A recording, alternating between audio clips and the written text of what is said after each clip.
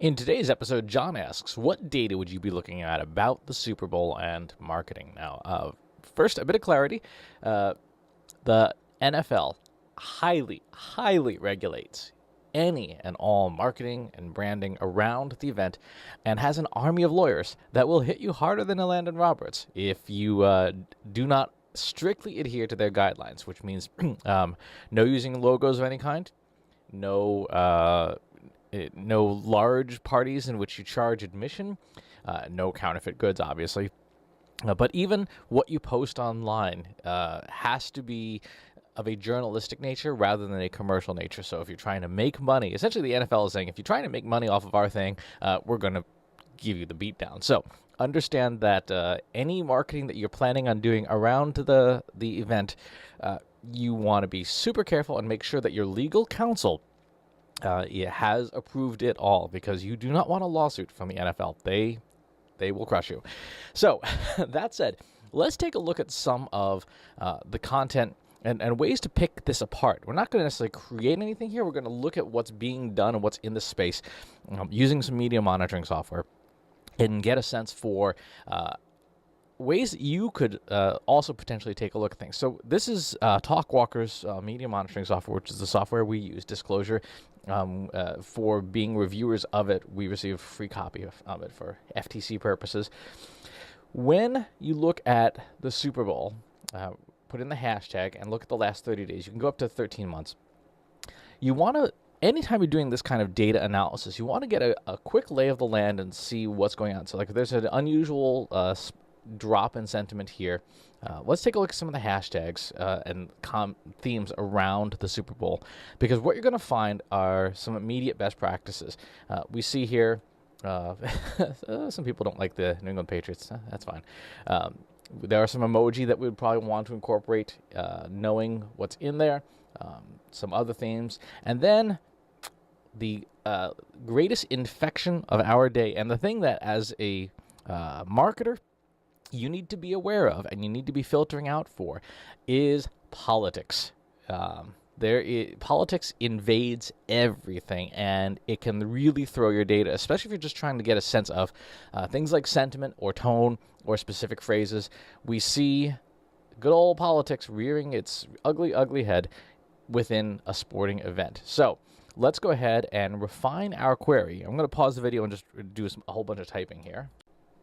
And what you see here is we've gathered some of the different hashtags and the different terms and uses of terms from this sort of collection of things, and we're going to put them, the ones we want, into a query here, and then we're going to also put in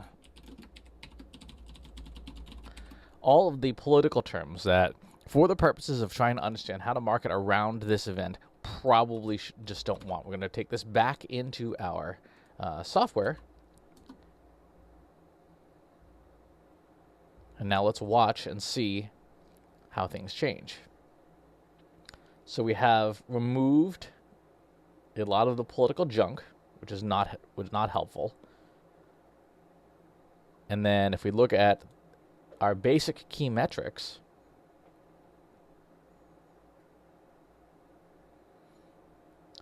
remember that big spike downwards we saw? It's gone now.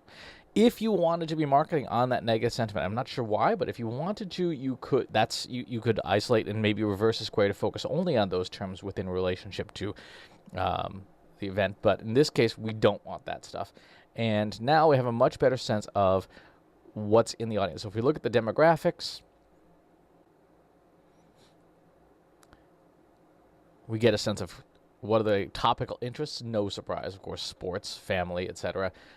Different occupations, languages, the age brackets. Now, this is all social media data derived from people's self-identified profiles. So understand that there are potentially some sampling issues, but directionally, it's not a bad way look at the type of audience that we're working with. And then we can go in and we start to inspect some of the results, some of the things, to see what the most engaging content is. So we look through here, see we have Gladys Knight, we have the different teams. You can see some of the different metrics that constitute what types of engagement.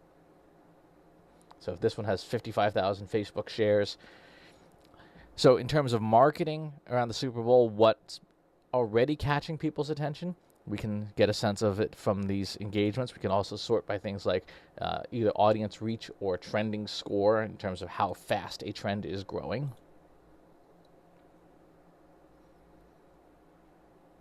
Contests, etc. Still got some politics to get rid of.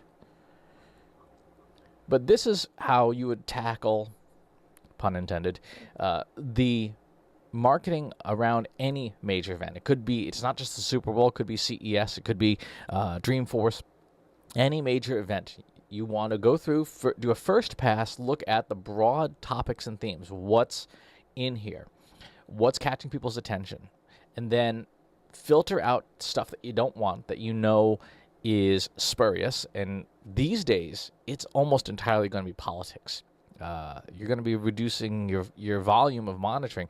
In some cases, you'll chop out a quarter or maybe even a third of your data because it's people hijacking hashtags and concepts and threads in order to yell at each other. And then once you've got a clean or cleaner sample of what it is that you're looking for, you then go through and start looking for a couple things. First, you want to get a sense of what's common. What are the things that are the major discussion topics? And you can do this through topics, through hashtags and individual words and phrases. You can take a look at, in this case, who are the major people involved, individual brands.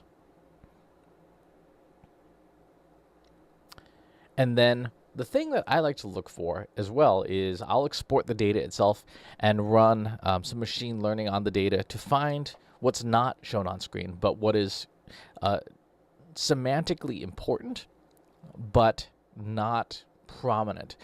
Because these are sort of the outliers in a conversation that say, hey, this is...